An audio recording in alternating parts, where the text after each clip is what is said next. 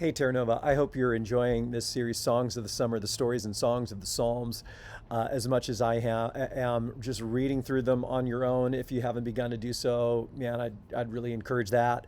I wanted to take a minute or two to talk about something that we may or may not be able to get to really in full detail in the middle of one of our messages.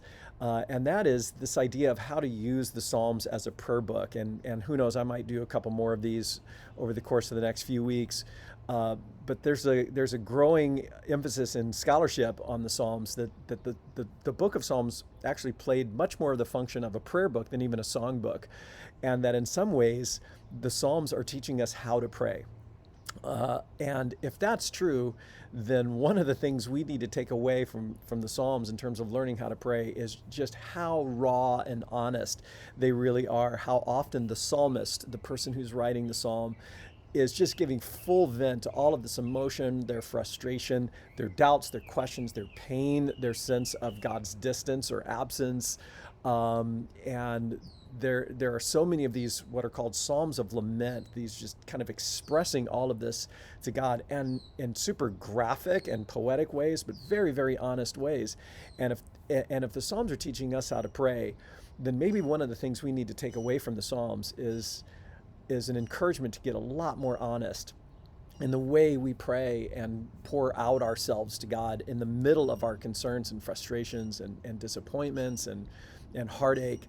But at the same time, one of the things we see so often in the Psalms and these prayers is how that raw, honest emotion is framed.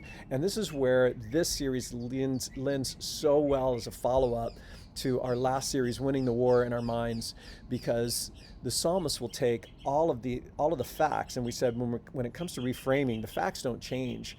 It's the frame that makes the difference. And the psalmist will take all of this raw emotion and then frame it in the context of, yet will I trust you, yet I will remember your faithfulness.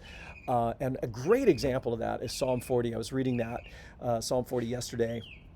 And Psalm 40 begins with this statement: You have lifted me up out of the pit, out of the miry clay. It's like you pulled me up out of the mud, and you set my feet on a rock and gave me a solid place to stand. And you put a new song in my mouth, this hymn of praise to God. And you get this impression like, wow, this guy's got a lot going on for him right now. Like maybe he had some struggles in the past, but all that's over now and everything is good in his life. And then you read the entire psalm, and I encourage you to spend some time in Psalm 40, and it becomes really clear that the situation hasn't changed. The facts are still facts of struggle. There are enemies, there are doubts, there's a void, and yet all of that is framed in the context of faith and confidence in God. So what does that tell us about prayer and learning how to reframe even what we're going through?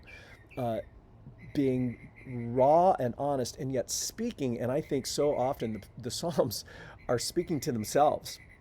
Again, this is winning the war in your mind kind of stuff, speaking to themselves these truths and framing for themselves how they will see their struggles. And so I just want to encourage you, as you try to read through these Psalms and you experience these struggles, to ask yourself, gee, what would it look like for me to pray more like that? To be really honest about my struggles, and yet at the same time speak truth and hope and courage and faith and optimism into my prayers and into my own mind and thoughts and life as I struggle. So there's a thought for the day on praying through the Psalms. I hope you appreciate it, get something out of it, and we'll see. I've got a few more in my mind. Maybe we'll run a few more of these up the flagpole and see how they work. Looking forward to seeing you this weekend as our series continues with Psalm 8, a very different psalm and a centerpiece in one of the sections of the book of Psalms that I think you'll get a lot out of. Have a great week, Terra Nova. We'll see you this weekend.